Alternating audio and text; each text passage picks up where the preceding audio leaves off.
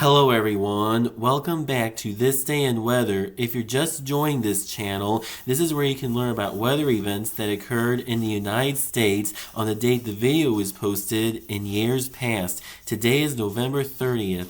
On this day in 1925, the west coast of Florida began to be affected by a rare late November tropical storm known as the 1925 Florida Tropical Storm. The storm was first identified on the 27th as a tropical depression situated to the southeast of the Yucatan Peninsula, then slowly intensified and attained tropical storm status roughly 12 hours after forming as it drifted towards the southeast before abruptly turning north-northwestward. Throughout the 30th, the storm quickly strengthened as it affected the western tip of Cuba with 50-mile-per-hour winds. Once the storm was in the Gulf of Mexico, the storm turned northeastward and reached peak intensity at 65 miles per hour.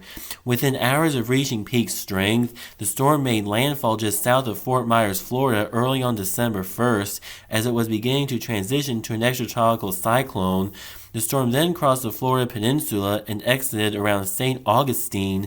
Heavy rain continued over northeast Florida on the 2nd. Gale-force winds were reported from the Keys to Jacksonville, and 73 people lost their lives, mostly on ships at sea, which made this the deadliest tropical cyclone to impact the United States and not become a hurricane.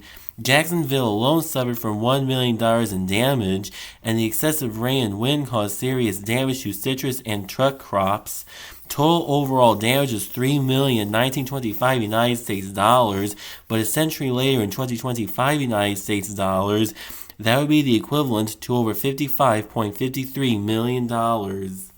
On this day in 2006, the early winter 2006 North American storm complex was taking shape and affecting the Midwest. It had already impacted the Pacific Northwest on the 26th with snow all the way to the coast, then the Rocky Mountains and Northern Plains, before moving eastward into the Midwest late on the 28th.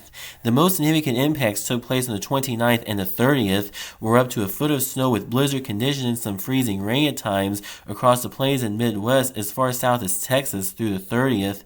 Freezing rain and other winter weather also took place across parts of the southern plains and the Tennessee Valley by the 30th. Tulsa, Oklahoma saw 10 inches of snow from blizzard conditions, which was a record high snowfall for that city for so early in the season. The storm continued to move northeastward late in the day on the 30th and produced heavy snow and ice across most of Kansas and Missouri. The Wichita, Kansas area saw blizzard conditions, while snow in Butler, Missouri accumulated up to 15 inches. In the St. Louis region, sleet and freezing rain caused widespread power outages, with over 500,000 customers, almost entirely Ameren, losing power in Missouri and Illinois. For some, power was not restored for a week. On December 3rd, over 300,000 customers were still without power, which prompted the Army National Guard to come in and provide aid. The storm also significantly impacted central Illinois, with Bloomington receiving 3 inches of ice, followed by 17.6 inches of snow. In Peoria, heavy snow caused the roof of a nursing home to collapse, which injured 4 people.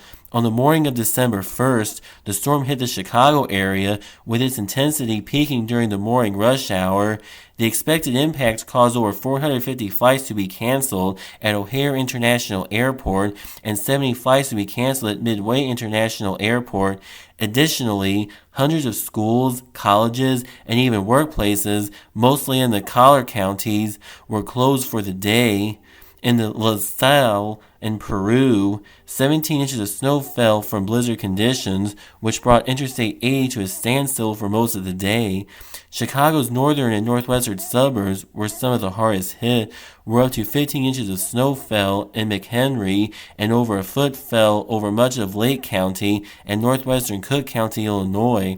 Although thanks to warm air on the backside of the low, which produced more of a slushy mixture and less snowfall, the city of Chicago only saw 6.2 inches. That will close up this edition of This Day in Weather, but be sure to stay tuned in because whenever there's a new video, you will learn about weather events that occurred in the United States on the date the video was posted in years past. Please hit the thumbs up button to like this video. Please hit the subscribe button to be sure to never miss a new video. If you're just joining enjoying this channel, please check out all the other videos that have been posted on this channel, and please check out my Patreon at patreon.com/c/thisdayinweather for more content.